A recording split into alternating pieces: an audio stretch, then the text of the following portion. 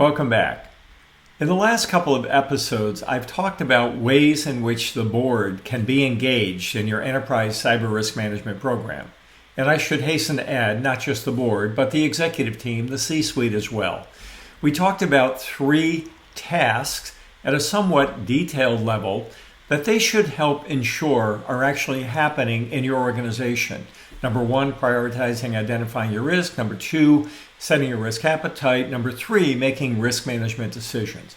From there, we moved to talk about 3 processes they should oversee. We zoomed out and we talked about establishing, implementing, and maturing your enterprise cyber risk management program. Those are good, important ways for the board to be engaged. In this episode, I will speak about successful board meeting engagement. And specifically, I'll recommend a standing agenda item with 3 subparts that you should consider as you plan your next board meeting event. Number 1, you should talk about your risk and the treatment of those risks. Number 2, you should speak about your program advancement. And number 3, you should talk about current events and ways in which you can further educate your board. Of course, these topics should be discussed in other tiers in your overall ECRM governance structure. I spoke about a 3-tier structure previously, Tier 1, Tier 2, and Tier 3. By the time these materials come to the board, obviously, they need to be distilled and presented in such a way that they can be consumed in the most valuable way by your board. Before we begin, let's talk about where we are in the overall series. We're in episode number 26 of a total of 30, including the introduction and the epilogue. As I've previously mentioned, all the episodes are posted to this YouTube channel. If you've not already subscribed, you might consider doing so. Please also use this as a basis of providing any feedback that you may have. And last but not least, if you have any friends and colleagues whom you believe may benefit from these materials, feel free to share the YouTube channel and link.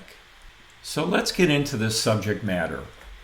One of the biggest problems I'm trying to solve in addressing board meeting engagement is the fact that in too many board meetings, they're presented with reports that are too detailed, they're too technical, and they're not contributing to advancing the program in any manner, shape, or form, nor are they contributing to actually managing the risk of the organization. I would encourage you, if you're still doing this, stop spewing vulnerability scans and penetration test results in front of your management team and board. I suggest a standard standing agenda item for board meetings that includes the 3 items that are shown on this slide.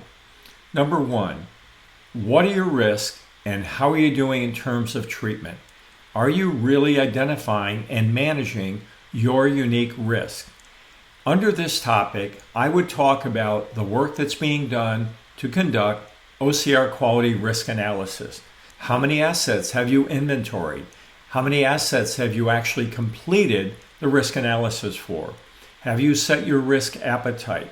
And for those assets for which risk analysis has been done and for which you have a risk register, how are you doing on risk treatment?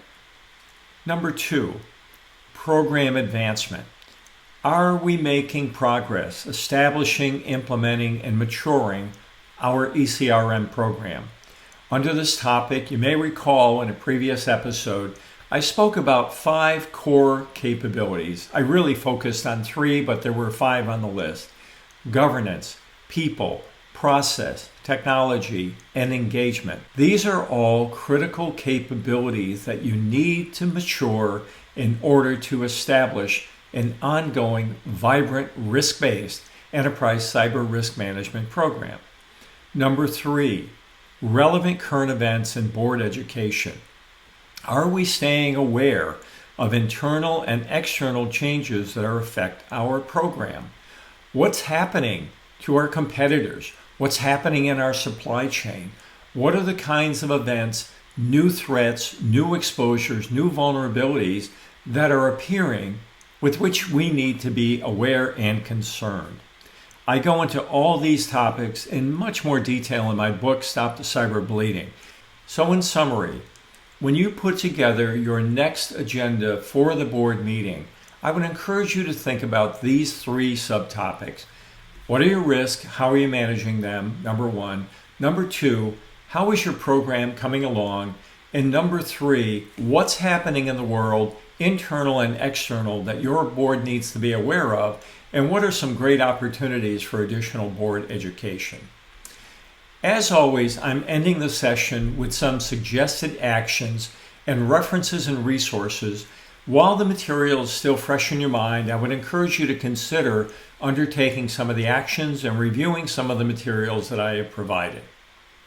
Throughout this series, I have mentioned and emphasized and recommended using the NIST, that is the National Institute of Standards and Technology approach, to develop and implement and mature your enterprise cyber risk management program. In the next episode, I'm going to focus on my top 3 reasons why I recommend NIST. Well, I'm probably going to cheat a little bit and break my rule of 3s because there are over a dozen solid reasons to adopt the NIST approach to enterprise cyber risk management. Until then, be secure, be well, and I'll see you in the next episode. Thank you.